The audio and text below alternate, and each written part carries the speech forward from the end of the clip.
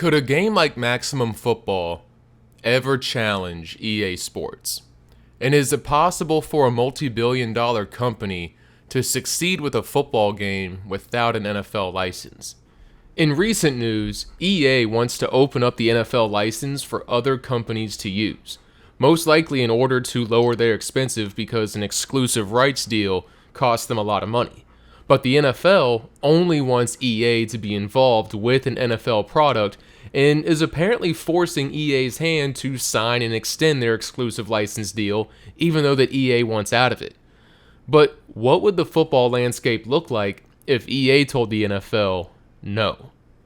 EA's choices are to re-sign with the NFL at a really high price or don't make an NFL game and just release a generic football game. And with mixed reviews of College Football 26, it had me questioning the future of college and pro football video game landscape. And what exactly does Maximum Football have to do with all of this? Allow me to explain. The release of college football has been seen with a lot of mixed reviews, mostly regarding the rampant animation-dependent gameplay with the Frostbite engine. Take a look at this sack the computer said I wasn't allowed to have, or this blitz that I wasn't allowed to beat the CPU on. The list goes on. Maximum Football announced another update coming to their game 1 month after its official 1.0 launch. Maximum Football 1.0 came with a bunch of updates including snow, customizable stadiums, multiple logos for custom teams, and many more gameplay improvements. But before we jump into those updates and the one coming out later this month, it's important to discuss the current situation between EA and the NFL and the future of licensed sports video games because the landscape could shift in a direction that we haven't seen before, and now it's more important than ever to support a game like Maximum Football. Mike Straw has reported that EA and the NFL have a licensing deal agreed upon for years to come. But the news is out that EA actually doesn't want to be a part of this exclusive rights deal. They want to save money and have the license opened up for other companies to make an NFL game as well, but the NFL doesn't want to let that happen. The NFL has a ton of oversight for what's allowed and not allowed to be in the Madden video games, and it's easier for them to focus on EA instead of worrying about a bunch of other companies making an NFL game too.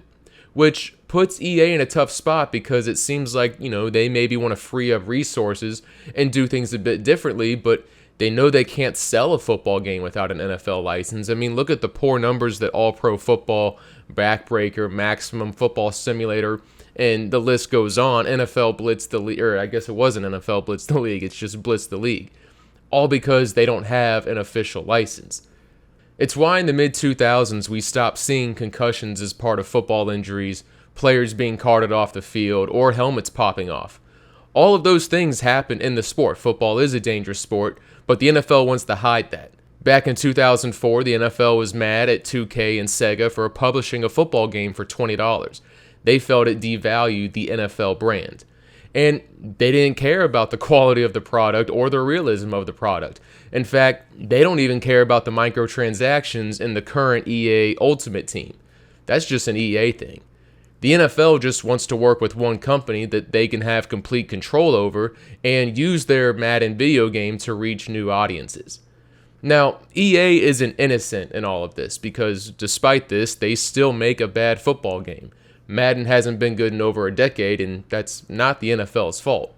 But part of me wonders with this new information if EA has screwed themselves with the Frostbite engine, and with poor sales and the lack of innovation in the Madden franchise, maybe they can't afford to build a new game engine from scratch because of this NFL exclusive rights payment.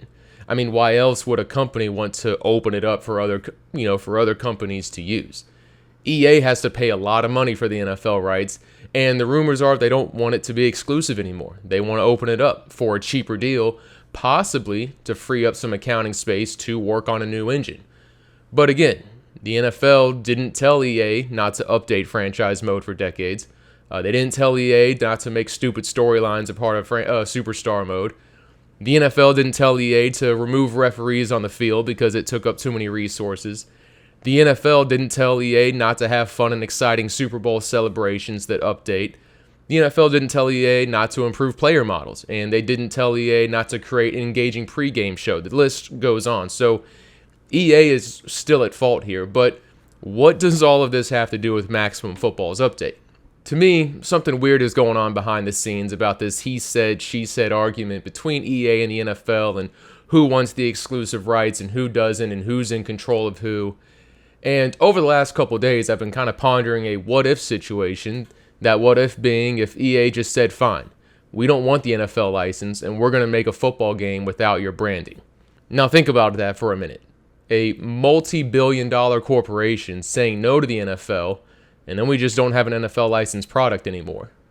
And to me, this is why the success of Maximum Football is important, because if a tiny game studio can make a high-quality football game that earns revenue without a license, well then so can EA and 2K and PlayStation and San Diego Studios and so on. The list goes on. Then the NFL has no choice. It would be a bold move by EA to pull something like this, and they most likely never ever would, in a million years, unless Maximum Football finds major success with its community and the ability to improve its gameplay in major ways. With a pro-style franchise mode coming to Maximum Football later this year, I think it then sparks the questions, do we really need the NFL for a high-quality pro-style football game? My answer is no. Look at games like College Football Revamped, a fully community-made mod for NCAA 14 that kept the game alive for years with not just roster updates, but texture packs, on-screen graphics, new score bugs, new teams, and updated uniforms. Or look at the 2K5 mods from Lost Souls with updated textures, logos, and rosters, on-screen graphics for Thursday Night Football, Sunday Night, Monday Night, plus the Color Rush uniforms. And how about Backbreaker? Still getting NFL roster updates every year, with a few years of college football and XFL teams sprinkled in there too. Even Football Simulator received NFL teams via community mods. My point is that if you make a good enough game and gain a following, the community will help you out. You don't need an official license, you just need crazy enough fans of the game to recreate whatever real-life teams and players they want with the ability to share with everyone. And that's where Maximum Football's strong suit currently is the ability for players to create their own college teams right now and share them with other players to download. And you can do it all in-game without having to use an external site like Team Builder. And the customization options are abundant with various helmet paint options, uniform combinations, and alternate logos. In Dynasty mode, they have a decent recruiting system despite its clunky UI, but they also have a coach skill tree which upgrades your ability to recruit players, and you can upgrade your facilities to help your players train faster. You can even change ticket prices and merchandise prices and concession prices to find that sweet spot to maximize team revenue during home weeks. Saying all of this, Maximum Football has a ton of potential. It does a lot of things that College Football 26 does, but the glaring issue is gameplay. Oftentimes, animations and player movement happen so fast that you can't even process what happened. The movement's pretty janky overall, and it's just not a smooth experience. Anyone trying to tell you this game plays better than Madden or College Football is lying, and that may sound harsh, but it's the truth.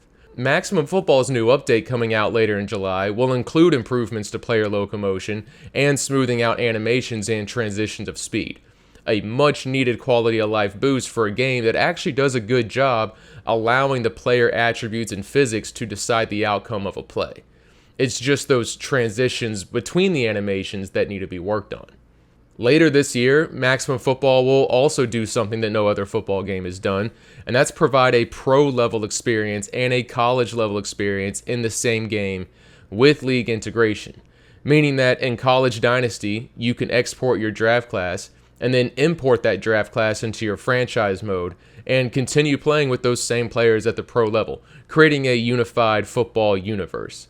Inside franchise mode, you will actually get to be the owner, something that we don't really get to do in the Madden games anymore, meaning that your staff is not only going to include a head coach, offensive coordinator, and defensive coordinator with their own abilities and ratings, but also managing the front office staff, including scouting, marketing teams, and accounting. And these different departments are going to have different responsibilities, such as earning sponsorships, drawing in fans, managing the organization's budget, and then scouting is going to evaluate talent. The possibilities of the community coming together to create a unified college and pro experience with real players and real stats is exciting, but Maximum Football still needs to fix two crucial issues to make this a fun and viable option, and that's gameplay and the sim stats with the end-of-season awards. Sim stats for teams and players don't line up with realistic expectations, and the end-of-season awards don't factor in the most important stat lines, leaving odd scenarios where you have a punter who went 1-for-1 passing on a trick play gets the MVP award. The next couple of updates for Maximum Football have the potential to be game changers, especially with it being free to play. I'm not saying go out and purchase the full game or buy their season pass. I'm saying that it's a free to play game and that you should simply check it out on one of the 3 available consoles that it's on. Because if EA really does want out of this exclusive NFL license, and if 2K Sports really wants to make another football game, I think these two companies need to see the success of a smaller company before they, do something bold like that.